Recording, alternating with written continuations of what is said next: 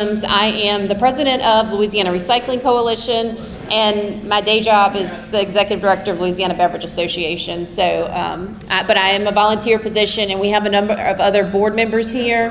I'll ask them to be recognized in a little bit during the presentation. But we're so excited to have you here. We have been working for a number of years to try to build Louisiana Recycling Coalition to make it of value to you all and for us, and so the board has been working really hard to do that. We're really excited to see everybody here. We had over 70 guests registered and I think 11 booths, and so for a first time conference in person, I will take it. Thank y'all. So I think there's a lot of energy, and I think there's a lot of want to recycle, and we often hear in Louisiana, oh, we can't recycle, we're in Louisiana, oh, we don't have this, oh, we don't have that. Well, I think the people in this room show that there's not only an interest, but there's a can-do, and so that's what our panels today are going to kind of be about, is our theme is, you know, past, present, possible. Where have we been? Where are we now? And how can we duplicate the efforts of those people who are being successful and move us forward? In addition, we have funding. It's not just about, you know, feel good and doing right. There's money in there, right? There's economic impact there. We are working to try to gather information on that. And as well as DEQ and the EPA have started to allocate money, grant funding, to recycling and sustainability. And so, wow, what a great option that we have grant money to be able to do some of this. And so you'll hear later DEQ talk about some of the work they're doing and what they're planning on with the grant money. I think there's going to be another round of grants. So, you know, they can ask some more information about that. And later we'll have a couple people speak with Closed Loop Partners and the Recycling Partnership and Keep Louisiana Beautiful around grant opportunities that already currently exist. So I think there's a lot of momentum, there's a lot of energy, and we appreciate you all being here. We have a couple of housekeeping items. Restrooms are outside where you walked in and checked in at. At lunch, I'll make another announcement, but we'll walk out this door. There is a sign to bring you to the right, and you'll go through the buffet line and then come back in here and bring your food. So if you all need anything else in between, there's myself. We have a number of our board members here. Jen and Mariana were at the front desk. They can help with any questions as well, but we're excited about it. We also have Julie here. I don't see her right now. Oh, there she is. Julie's here. She has these poster boards over here. She is with Burns McDonald, and they are helping us. They're going to help facilitate the town hall later, and so we want your information, your answers. There are Post-it notes on your table. If you want to share what is working well, what are your challenges, or what are your opportunities, please do. And then we also want to know, what could you do with grant money? If you got $10,000 worth of grant money, what could you do? If you got $1 million worth of grant money, what is your big, hairy, audacious goal? What could you do? What plans do you have if funding wasn't an option? I also want to know if funding was an option, you know, it would be there too. But we want to hear back from you all. There'll also be a QR code up in the middle of the presentations. We've got a couple of QR codes, so y'all bear with me. There'll be a QR code up in the middle of the presentations if you have questions that you want answered during the town hall. There is also a postcard at your table from DEQ. It shows the MMP website. Y'all, this is really important information. If you all are with a parish or a municipality and you're recycling, they want your data. That data is going to help us compete for funding. It's going to help show that how we're recycling and where we're recycling and how much we're recycling, and will help build plans for future. And then LDEQ has also put together a recycling webpage that is on here as well. If your resource is not on there, please visit with them at their table and we can get it added. Or if you see other information that you think might be needed, they're working to kind of create a hub of space to collect all that. So when people come to town, when people want to make investments, they know what's available and out there. Or if people have education information. So I do want to thank our partnering sponsor. DEQ was able to provide us with some grant money to help put this on. So this is definitely much needed, and we appreciate their support on that. I got this off. We also had some sponsors. So Louisiana Beverage Association is sponsored. Osprey Initiative is back there with Don. Real Cycle, I think they're over here in the corner, and Republic over here on this side. So thank you very much to DQ and our sponsors for help making this event possible.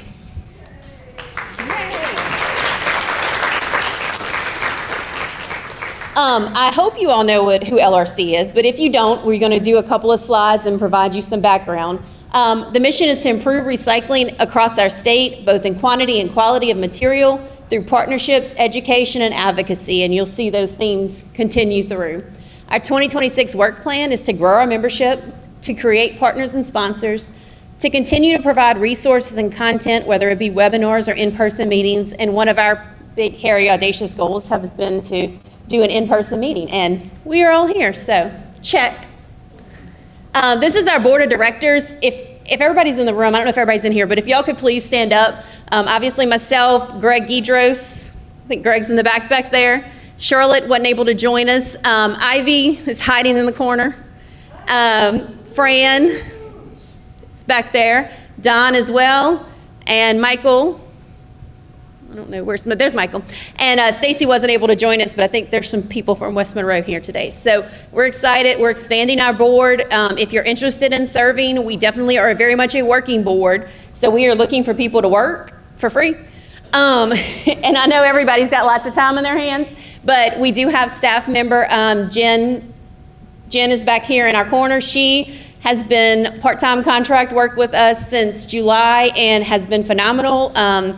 She's answering questions. She helped make this conference come together. I do have to thank her because before she was here, a couple of us were running it off the side of our desk, and this would not happen without her. So thank you very much, Jen, for your hard work. She also comes from a recycling background, so she's very familiar with a lot of the stuff and contacts, and so that's been helpful as well. Our initiatives are making connections, recycling resources, and identifying funding. Again, themes that you will see repeated through today. We want everybody to have open dialogue and meetings and conversation. We want it to be a very conversational panel discussion, and you'll see that later.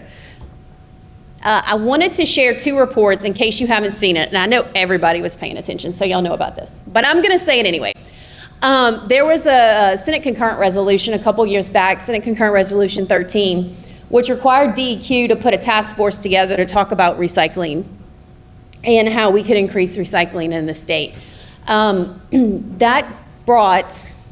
That coupled with the fact that EPA was about to send funding, brought a number of people to the table, and they were great. They brought everybody to the table, always were willing to add resources and people who would be helpful and provide information. And what we got out of it was a really great report with some recommendations. And so the recommendations of the Senate Concurrent Resolution 13 report was to work on legislation and regulation and some policies, to expand access, to increase demand and end use, and to create education and outreach. And again, those themes continue to stand. We need to continue to work through that. I think the first part is bringing people together and understanding what we're all doing for the same goal. At the same time, the Recycling Partnership was in the state with boots on the ground, creating collecting data. And in that data collection phase, they identified a couple of items that I thought were really interesting. So we had over 50 curbside or drop-off programs in the state. This is 2 or 3 years old now, but at the time, that's what they found. I'm sure they missed some, and I'm sure there's some that are in there that aren't there now. But we had almost 500,000 pounds of recyclable material that were being landfilled per year. And then we had very little access to universal curbside services. And so it just kind of gave us a state of recycling is what I call it. Like where is our baseline in Louisiana? And you can't really grow until you know where you start. You can't measure until you start that baseline. And so this report was really well done. It was at the same time as the SCR 13 report was happening. So we kind of looped everything in. And I will say that not intentionally because they didn't work together, but the key takeaways were very similar, right? Education and outreach, access, processing and end markets. They identified statewide granting and technical assistance as well, making sure that the Recycling Partnership provides a lot of resources. but making sure people understood what's that technical assistance that we may not have in this room, right? Are there people out there that are doing things better than we are, and how do we get that information? And they've got a lot of resources, and they've really made an investment in our state and have stayed. You saw Charlotte Pitt, she is one of our board members. She has been serving on our board, I think, for 2 years. They don't do that in every state, but they see the potential here, and they have continued. You'll hear some grant funding that's been coming through for them as well. So you see these takeaways are very similar to that SCR 13 report. We know what our problems are. We just have to figure out how to overcome them and stop telling people, we can't do it, we just can't do it. There's a way to do it. We would love for y'all to join us. I know a number of you in the room are members. We are growing our membership. We are never going to run the association off our membership, but it definitely helps us to communicate and spread our message. So you can go to that website, and then I mentioned earlier, there's volunteer opportunities, and we always are looking for board of directors. We also recently created an advisory board for those people who may not want to be part of the working board. That's not everybody, y'all, just saying. But we do have some people who may fit more of a vendor role, and so we want their advice. If they're doing good things in the community, how do we replicate that? So we're including them in an advisory role capacity. And with that, that's the end of my slides. I'm going to introduce Fran. She is with Glass Half Full, and she's going to bring the next panel up, and we are going to work through our audio and hope that our mics pick up the sound. So